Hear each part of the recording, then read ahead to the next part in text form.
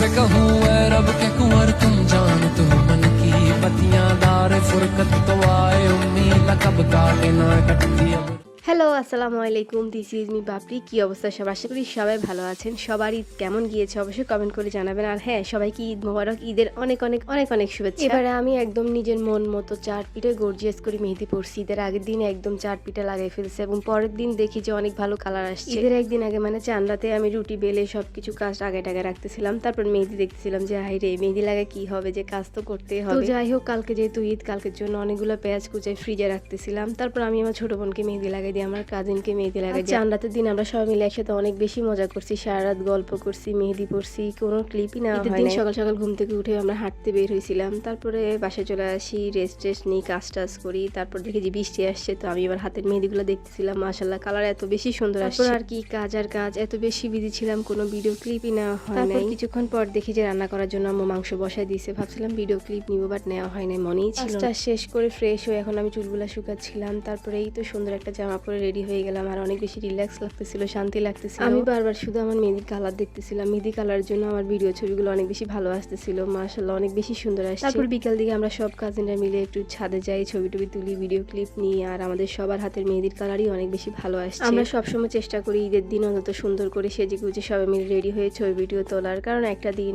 সুন্দর করে এনজয় করব, সবাই মিলে মজা করব। তারপর আমরা বাসায় চলে আসি, এসে অনেকক্ষণ আড্ডা উড্ডা দিয়ে তারপর নাস্তা খাচ্ছিলাম। আর আমি সুজি দিয়ে রুটি খাচ্ছিলাম, এটাও আমার অনেক বেশি পছন্দ। তারপরের দিন সকালবেলা নানু বাসায় যাচ্ছি, আর ঈদের দ্বিতীয় দিন মানেই নানু বাসা ছাড়া তো ঈদ জমেই না, নানু বাসায় যেতেই হবে। তো এই তো, আর এখানে আমার মুড অনেক বেশি খারাপ ছিল, আমি কেন জানি খুবই বিরক্ত ছিলাম। তারপর কিছুক্ষণ পর আবার ভেটকাইতেছিলাম, মানে আমার মুড একবার হাসি একবার কান্না করি। তারপরে এই তো চলে আসছি নানু বাসায়, এসে সবাইকে সালাম টালাম দিচ্ছিলাম, ঈদ মোবারক জানাচ্ছিলাম, আর সবার সাথে একটু সুন্দর করে ভিডিও ক্লিপ নিচ্ছিলাম। সবার সাথে আড্ডা উড্ডা দেওয়ার পরে এখন নাস্তা খাবো। আর কোরবানিদের নাস্তা মানে হচ্ছে গরু মাংস আর হচ্ছে রুটি, আর এটা আমার থেকে অনেক বেশি মজাই লাগে, কম্বিনেশনটা আসলে। আর কোরবানিদের গরু গোস্ত অন্যরকম, আলাদা একটা মজা হয়, নরম নরম, আমার থেকে অনেক বেশি ভালো লাগে। তারপর এক কাপ চা খেলাম, খাওয়ার পর একটু ছাদে গিয়েছিলাম ছবি ভিডিও তোলার জন্য। বাট ওই দিন এত বেশি রোদ ছিল, মানে আমি পুরো ঘামায় অস্থির হয়ে গেছি, কি ছবি ভিডিও তুলো আমি নিতেই পারতেছিলাম না। তারপর নিচে এসে আমি পাঁচটাকে আদর করতেছিলাম, কোলে নিচ্ছিলাম। তারপর দেখতেছি যে নানুর নিজের স্পেশাল মজার মরিচ ভাজিটা করতেছিল, এটা আমার অনেক বেশি পছন্দ। আর নানুর হাতে এত বেশি মজা হয়, এক কথায় বেশ। দুপুর হয়ে গেছে, তো তারপর আমরা সবাই মিলে খেতে চলে গেলাম। আর দেখলাম যে এখানে অনেক মজার মজার রান্না করছে, আর এগুলো সবগুলো আমার অনেক বেশি পছন্দ, তৃপ্তি মতো খেলাম আলহামদুলিল্লাহ। তারপর নানুর পানের কোটা এনে পান বানাচ্ছিলাম, আর এক খিলি পান খাচ্ছিলাম আর চাবাচ্ছিলাম। আর সবসময় আমার ঠোঁট অনেক বেশি লাল হয় পান খেলে। তারপর সবাই মিলে একটু আড্ডা উড্ডা দিই, তারপর লম্বা একটা ঘুম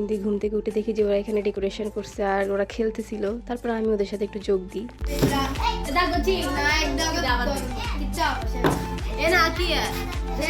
আমি নাকি দাগ ধরি নাই, আসলে ঘুম থেকে উঠার পরে আমার কেমন যেন একটা করে মাথা, হয়তো একটু দাগ ধরি নাই, তো কিসে মাই তেলে তো যাই হোক। পরে নাচা টাচা খাইলাম, অনেক নাচা খাইছি, তেমন কোনো ক্লিপই না। তারপর আমি আমার মামিকে সুন্দর করে মেহেদি লাগাই দিচ্ছিলাম হাতে পায়ে, আর অনেক বেশি সুন্দর লাগতেছিল। তারপরেই তো কিছুক্ষণ পরে বাসায় চলে আসি। এভাবে গিয়েছে আমার ঈদ, আলহামদুলিল্লাহ অনেক ভালো গিয়েছে। এই ভিডিওটি ছিল এই পর্যন্ত, কেমন লেগেছে আপনাদের থেকে অবশ্যই একটা কমেন্ট করে জানাবেন। সবাই ভালো থাকবেন, সুস্থ থাকবেন, সবাইকে আবারও ঈদ মোবারক বলে আজকে ব্লগটি শেষ করছি। সবাইকে আল্লাহ হাফেজ, আসসালামু আলাইকুম।